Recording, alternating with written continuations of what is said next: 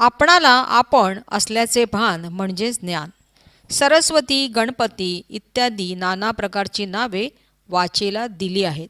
मध्यमा म्हणजे मन, म्हणणे आले ती मध्यमा, ते म्हटले की वैखरी. आपण आकारासारखे नसून आकार हलवणाऱ्या चैतन्यासारखे आहोत.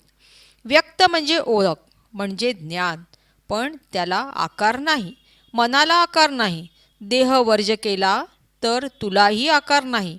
सांप्रत तू कायेमध्ये शुद्ध ज्ञान आहेस. आपणाला आपण असल्याचे भान म्हणजे ज्ञान. कितीही मोठा अवतारी झाला तरी अवतार घेण्यापूर्वी त्याला आपण आहोत असे ज्ञान नसते. परब्रह्माला परब्रह्मस्थिती असताना आपण असल्याची खबर नसते.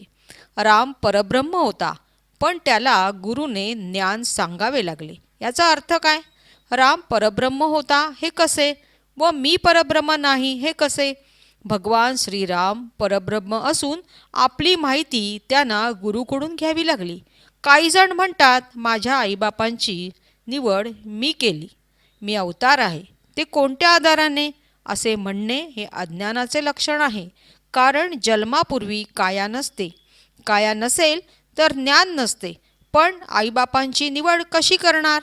शब्द म्हणजे प्राण, प्राणाला खाद्य म्हणजे काया. गुण म्हणजे आपणाला आपण जाणवत नव्हतो ते जाणवणे.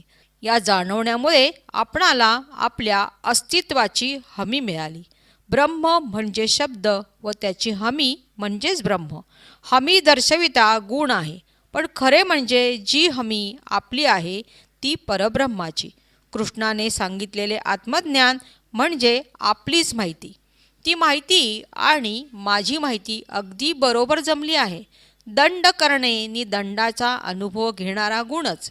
विना गुण दंड करता येईल काय? मला दंड करता येईल? मला दंड करणाऱ्यालाच दंड भोगावा लागेल. पण असे उघड बोलायला स्वरूपस्थिती निश्चयाची झाली पाहिजे. ईश्वराचा म्हणजे प्राणाचा सहवास हेच मूळ दुःख आहे. ते सुख समजून भोगायचे. तुम्हाला आपण असल्याचे कळते, ते सहन होत नाही. ते सहन होण्याकरता सर्व व्यवहार केला जातो. ईश्वराच्या सहवासाने मूळ दुःख आहे. शरीरात काही बिघाड झालास तर ईश्वरा तुला सहन होत नाही तर तू जा असे म्हणण्याची हिंमत आहे काय? जन्म झाल्यावर कोणी इंजिनियर, कोणी शास्त्रज्ञ, कोणी डॉक्टर, अगदी तसेच कोणी साधू, कोणी ज्ञानी, कोणी योगी. पण जन्म संवेदन नसेल तर? हे सर्व प्रकार जन्म झाल्यावरच आहेत ना. ज्याला जन्म हे नाव आले आहे त्यात अनंत ब्रह्मांडे भरलेली आहेत. कोणाचेही ध्यान करा, त्याचा साक्षात्कार झालाच पाहिजे. स्वप्न जग कोणत्या आकाशातून निर्माण होते? ते तुझ्यातूनच उमसते ना. योगस्थिती हा शब्द घ्या. स्थिती म्हणजे आणखी होणे जाणे नाही, अशा स्थितीशी मिलन. देहरूपाने आपले कोट कल्याण होईल ही कल्पना अजून तुमची जात नाही. देहातील चेतन हेच कृष्ण चरणामृत. आपण असल्याचे ज्ञान, परमात्मा श्रीकृष्णाचे शुद्ध रूप, नात्याने तुमचे स्वरूप, याच्याशी ज्याने योग केला तो योगेश्वर. जे शरीर चालविते ते सहसा कोणाला दिसत नाही. देहात असलेला डोळसपणा, डोळ्याचाही डोळा, तो भगवान श्रीकृष्ण दर्शनाचा सोहळा आहे हे विसरू नका. विनाशरीर असलेले ऐका. ऐकणाराचा जातधर्म म्हणजे स्वरूपधर्म. योगियांचा योगेश्वर आहे तो. कायेतील आपण असल्याचे ज्ञान, तेच कृष्णरूप म्हणून ज्यांनी त्याचे ध्यान केले ते कृष्णरूपी निवाले. पूजेकरिता तुम्ही असल्याचे ज्ञान वापरायचे. बाकी फळे फुले वगैरे मनाच्या समजुती करताच. आत्मपूजन जिथे घडते तिथे मनाचा अनुभव नाही. डोळ्याने पुष्कळ दिसते, पण डोळे झाकल्यावर जे दिसते त्यात योगियांच्या थवेच्या थवे गेले आहेत. ते दर्शन पाहिल्याशिवाय दिसत असते, ते लक्षात ठेवा. ही दृष्टी पूर्णतेची पूर्णता सर्वांगी भरून देणारी आहे.